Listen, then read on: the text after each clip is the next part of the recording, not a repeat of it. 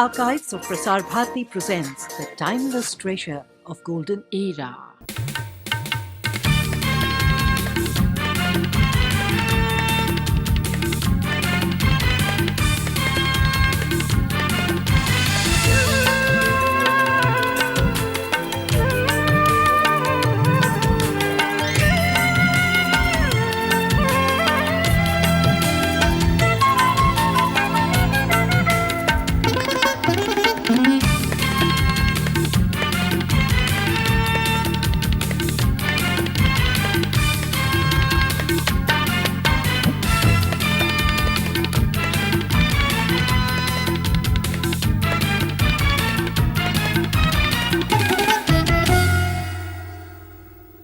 Hello and welcome to Living on the Edge.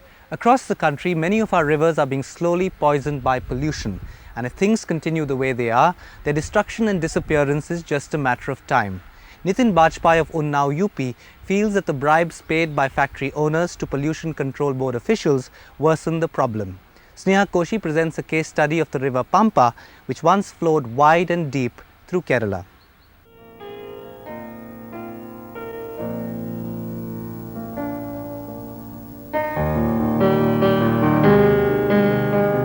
It's a very long time ago when I saw the river. She was very young and boisterous, very healthy. And in our Malayalam poetry, this river has been extolled as sacred, holy, associated with gods and goddesses. In the summer, the sands were so clean and beautiful. Almost, I used to think we were on the Alappuzha beach or Trivandrum beach. The water was deep and I could swim for about 100 meters or so. Pampa is the third largest river in Kerala. Its 288 tributaries spread like a labyrinth, cradling an entire civilization. And yet, today it is the people of this very civilization that are slowly throttling it to death. The sandy dunes in the river, the vegetation on the dry bed, and unending tracts of laterite rock silently signal that it is on its deathbed. Environmentalists give it not more than 10 years in its present condition. Hailed as the Dakshina Ganga, it is ironic that the holiest river in Kerala is being degraded by Keralites. ഇവിടാണ് pump house. ഈ വർഷം മൂന്ന് പ്രാവശ്യം അവിടെ തട കെട്ടി. പക്ഷേ ഇതെല്ലാം കവിഞ്ഞ് ഈ ആറ്റിലോട്ട് ഒഴുകുകയാണ്. ഈ വെള്ളമാണ് ഇവിടുത്തെ ഈ സ്വാമിമാർക്ക് കുടിക്കാൻ കൊടുക്കുന്നത്. ഇത് ഇവിടുത്തെ ഉദ്യോഗസ്ഥന്മാർക്ക് അറിയുകയും ചെയ്യാം.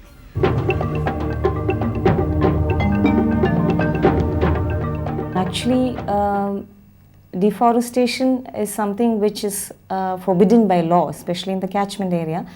But unfortunately, we've been seeing patches of areas in the catchment area where the trees have been destroyed.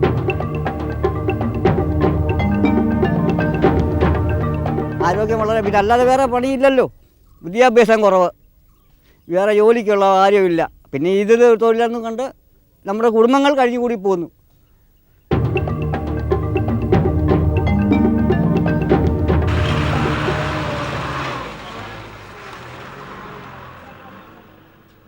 Experts say the single most destructive element is sand mining on the riverbed. Unscrupulous miners break every law in the book, whether it is not to mine within 25 meters of the bank or 30 meters of a water tank. In places like Aramula, the riverbed has been lowered by 5 meters in a span of 8 years, though a clear stipulation is given that sand mining is not permitted beyond a depth of 1 meter in one place. It is not uncommon to see the foundation of bridges when you drive past. Aquaculture in the area is also under threat now. In an effort to clamp down on the insatiable miners, the district collector in the mining permission contract imposes a ban on sand mining within a 6-kilometer radius of the river. So an attempt was made to ban totally sand mining from this particular area. But then there was a lot of hue and cry, there was a lot of pressure from various quarters. The DC didn't explain why mining wasn't banned. Instead, she said mining is conducted illegally at night. But we saw it happen in broad daylight. And according to residents and sand miners alike, if ever surprise checks are conducted, they are rare. The DC's excuse is that there isn't enough police staff to assist her. എന്നെ പോലുള്ളവരെ കുറ്റപ്പെടുത്തില്ല, കാരണം ഞാൻ ഒരു contract മാത്രമാണ്. കോൺട്രാക്റ്റിൽ government ലേലം ചെയ്ത് കൊടുക്കുന്നില്ലെങ്കിൽ ഞങ്ങൾ contractors അല്ല. അതല്ലേ ഞങ്ങളുടെ അവസ്ഥ. ലേലം ചെയ്ത് കൊടുക്കുന്നതുകൊണ്ട് ഞങ്ങൾ വാരുന്നു, ഇല്ലെങ്കിൽ പിന്നെ അങ്ങനത്തെ പ്രശ്നം വരുന്നില്ലല്ലോ. പി ഫോംസ് ഗവൺമെൻറ്റിൻ്റെ റൂൾസ് അനുസരിച്ച് മൈനിങ് ആൻഡ് ജിയോളജി വകുപ്പിന് റോയൽറ്റി അടച്ചുകൊണ്ട് പി ഫോം കമ്പൽസറി ആയിട്ട് വാങ്ങിയിരിക്കണമെന്ന്, അത് രണ്ടും ഞങ്ങൾ ചെയ്യുന്നുണ്ട്. This attitude of the sand miners is now being extended to the tropical rainforest of the Western Ghats. Normally 60% of rainwater is being converted to groundwater in forest areas which feed various streams, brooks and rivers throughout the year. Conversely, denuded hills and decimated forests only promote soil erosion and floods. The rainwater in these areas will remain on the surface, resulting in weak river flow and hence the drought. It is a direct problem due to the degradation of river Pampa. Due to the lowering of the water level and the river bottom, wells near banks are lowering every year.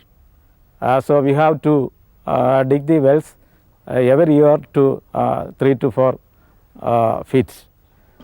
In retrospect, the first threat to the river was made to give way to the government-sponsored teak, acacia and rubber plantations. Every decade has seen a further degradation, and this decade, the proposed Rudravanam project would entail the destruction of over 100 hectares of evergreen forest to make tourist complexes for the 4 crore pilgrims that visit Sabrimala every year. As the biotic and environmental pressure is immense, this would increase the negative impact in the area. Added to this, the heavy influx of pilgrims causes direct contamination of the river, with fecal matter and litter being dumped directly into the water. During on seasons, the fecal coli count comes to 3,500 to 5,000 range. And that is the very high fecal coli range. No, that is not acceptable. The administration, however, tosses the blame on the Devasam board, which is an autonomous body that runs the temple. Many religious groups congregate here. The Mariman Convention celebrated its 101st anniversary here recently. The river has shrunk to such an extent that the convention was held on the bed itself. Pilgrim pollution apart, the filth from the local markets as well as hospitals finds its way to the river. The most striking fallout of the degradation, however, has been the death of the river Varatar, a 15-kilometer long tributary of the river Pampa. The rivers Bharatpooja and Nevyar dried up under the same circumstances. The river Pampa is on the brink of extinction, and if drastic measures are not taken immediately, it is only a matter of time before the Pampa meets a similar fate.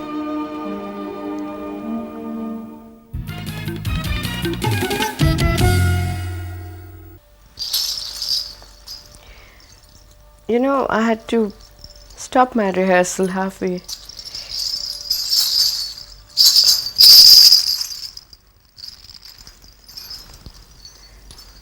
It is happening increasingly now. I don't know what to do. There was a pandemonium outside, honking and blaring of horns. I instinctively put my hands on my ears, but then one can't go through life and every day with your ears closed. So what does one do? One can request people to be more sensitive to one's environment, surroundings, to each other. Noise pollution is our worst enemy. When you pass by an hospital or you're caught in a traffic snarl, don't be impatient. Wait. By honking horns, you cannot go any faster, but you go faster towards your own grave. Of that I'm quite sure. Because such noise pollution affects and impairs our hearing ability, it affects the mind, the balance, and it affects our blood circulation. We want to be healthy. And let us be able to hear the chirpings of the birds, such tinkling of ankle bells, the sound of music. Remember, every action of yours counts.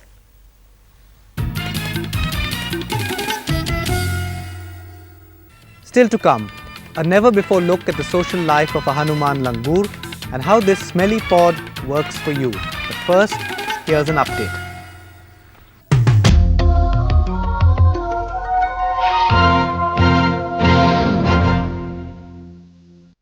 Episode 27, April 1995, The Delhi Ridge.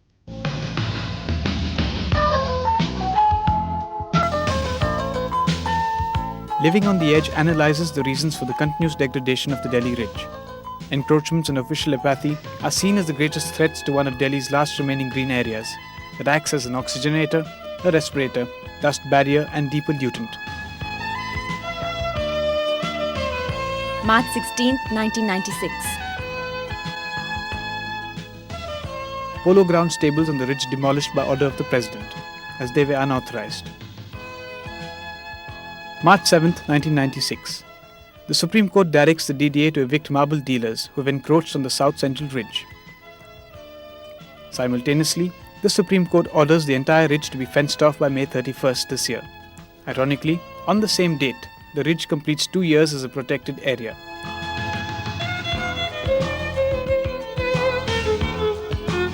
Verdict: belated but welcome measures.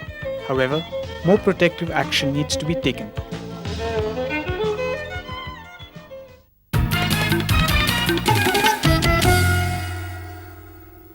They bite viciously, steal food, and are a worrying omnipresence in both rural and urban areas. But what are they really like as social beings? How do they interact with each other, and how similar are they to man? Ranjit of Kunam, Kerala, wanted to know whether whales have the same emotions as human beings. We'll talk about whales too, but first Tisha Srivastava has something else in mind. Call it whatever you like, but I want my mummy.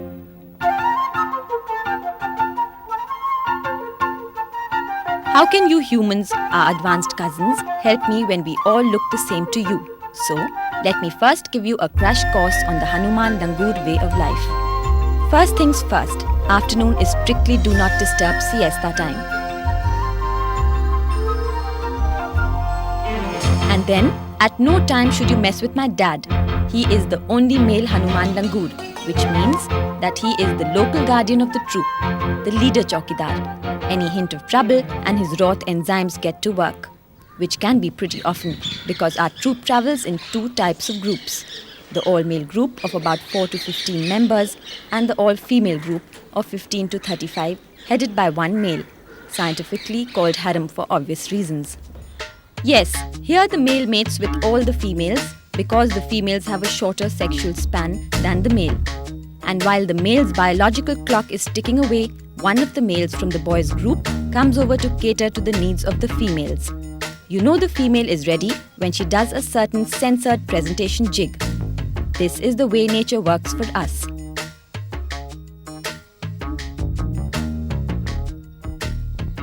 This, however, must be the influence of satellite television or just one of the pranks of hyperactive young males. The younger females, on the other hand, love being around the mothers and are far less aggressive. In fact, most of our energy and time goes by in looking for goodies to eat.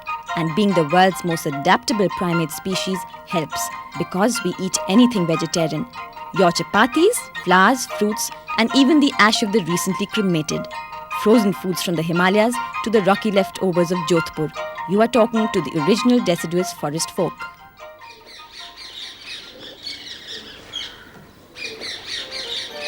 Our little ones are nurtured not only by a very affectionate breastfeeding mother, but by the whole Lady Langoor's troop that comes together to rear the young ones. So we still grow up enjoying the warmth of a close-knit joint family setup. All our other mothers who show us the way and play with us are called allo mothers. They inspect our skin some 10,000 times, and when we begin to enjoy the attention, they just walk off or mishandle us out of sheer boredom. And off we are sent to fend for ourselves. By now, all pink faces turned into black beauties and tall, dark and handsome males.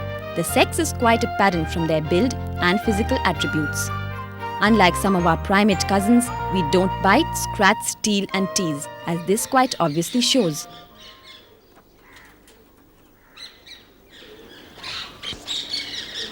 We've in fact learned to live with man and quite enjoy it. Which reminds me, I've quite enjoyed talking to you, but where is my mother or even my allo mother?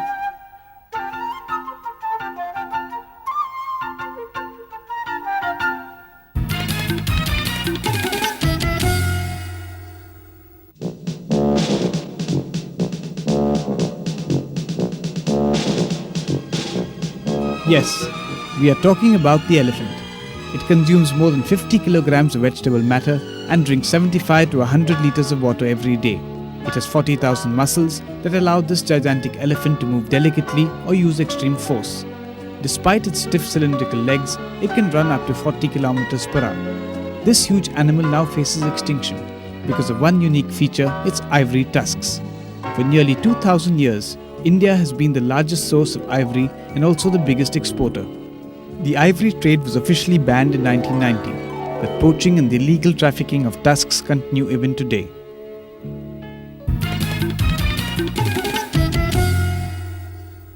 What do fenugreek and trigonella have in common besides sounding like Latin? What begins with G and is great for your aching joints? Tisha Srivastav kills your curiosity about this and much more. It's got vitamin A, B, C, D, E, F, G. Only joking. What it does have is vitamin A, B, C, is a very special curative herb, and it has this ugh smell. But what is it that we're talking about here? This unpretentious, unhyped off-white smelly pod is known by another name, garlic. It is highly recommended for those with heart trouble who swallow a garlic pod before they sleep. Maybe you'd like to ask a doctor why. Now let's get garlic to work on asthma. Boil 2-3 pods of peeled garlic in half a cup of vinegar until it becomes just a little tender. Mix it with a little honey and have it at any time of day. Asthma attacks can be controlled without any addictive inhalers.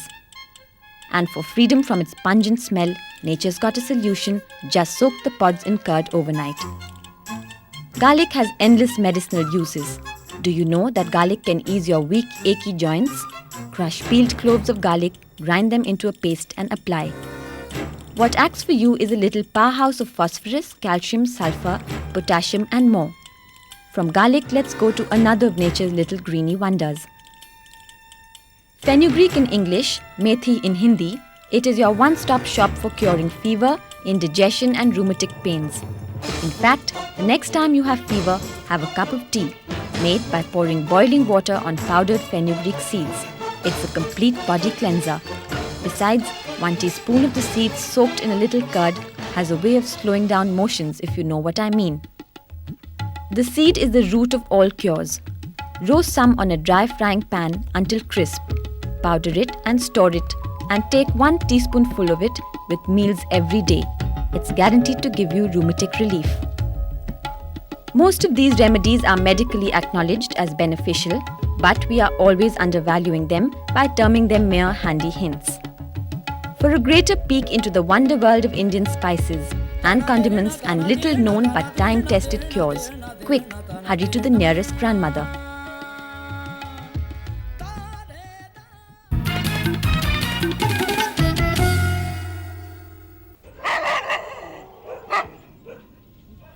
Excuse me, is this the house of? Is this a dog house or what? We turn to clarify the address with a chowkidar, and hello, a bow-wow chowkidar signals his presence.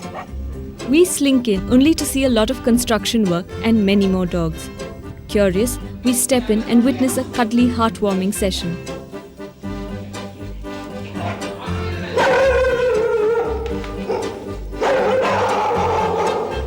While our camera captures the emotion, our newfound doggy dosts get emotionally charged, and just as suddenly, rather detached, seemingly bored with the limelight, they get busy doing their own thing.